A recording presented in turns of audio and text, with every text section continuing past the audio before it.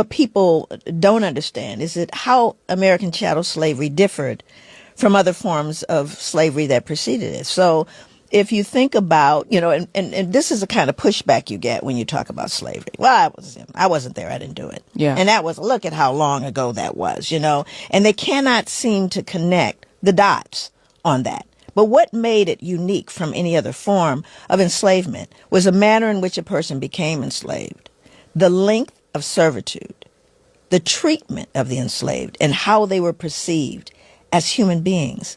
Before the European slave trade began, most people who became enslaved became so as a result of war. Two societies went to war, winners enslaved the losers, so on and so forth. But Europeans systematically turned the capturing, shipping, and breeding of other human beings into a business that would become the backbone of an entire economy. Yeah. You see, that's different. And it was situated around a belief in our intrinsic dehumanization, our lack of humanness. We were not perceived as full humans. And therefore, because we were not full humans, we didn't have to be treated like humans. After slavery came the multitude of lynchings, all the way up through George Floyd, Breonna. It goes all the way. When did the actual injury and assault stop?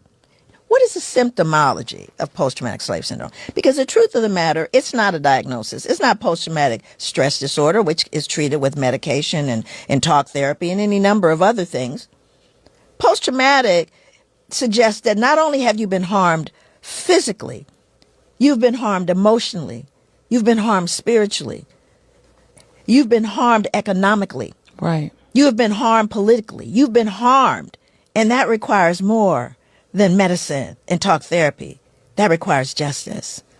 Healing cannot happen without justice. Because we'd love that to be it, because all they do is put a code in the DSM and figure out how to get paid for injuring us.